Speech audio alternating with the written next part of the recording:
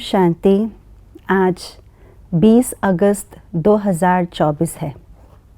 आज के स्लोगन से हम ये जानेंगे कि हम अपने शरीर को कैसे गला सकते हैं। शरीर को गलाना अर्थात अशरीरी बनना, शरीर से न्यारे रहना। तो ऐसे शरीर को गलाने वाले सच्चे पांडव कब और कैसे बन सकते हैं, आइए सुनते हैं आज का स्लोगन।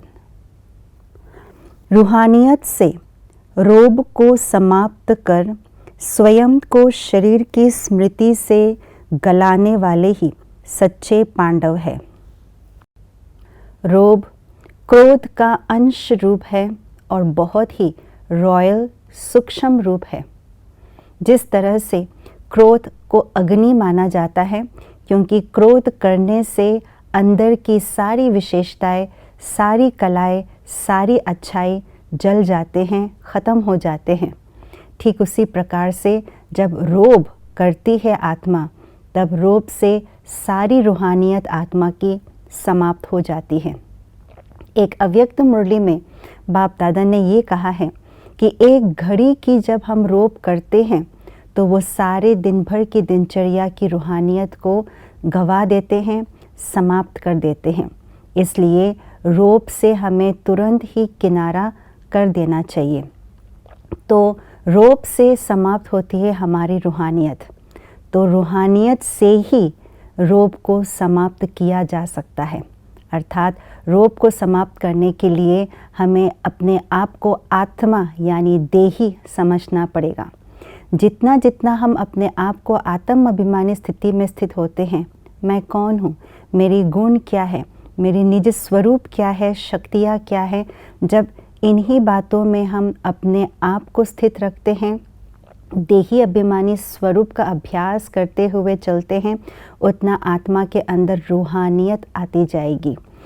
अर्थात रूह की गुण विशेषताएं स्पष्ट दिखाई देगी। और जितना रूह की विशेषताएं और शक्तियाँ दिखाई देती हैं, उतना उतना इसका अर्थ ये होता है कि उतना ही आत्मा शरीर से न्यारे होते जाते हैं, शरीर से अलग अनुभव होते जाते हैं, अशरीरीपन का अनुभव होता है। जो गायन है पांडवों की कि पांडवों ने पहाड़ियों पर चल करके अपने आप को गला दिया तपस्या करके, तो ठीक इसी प्रकार से वो जो पांडव की बात है वो संगम युगी हम पांडव बाबा के बच्चों की बात है। तो जब हम अपने आप को शरीर से अलग आत्मा निश्चय करते हैं, देही अभिमानी रहने का अभ्यास करते हैं, उतना उतना शरीर का भान गलता जाएगा, समाप्त होता जाएगा। तो यही है वास्तव में सच्चे पांडव बनना।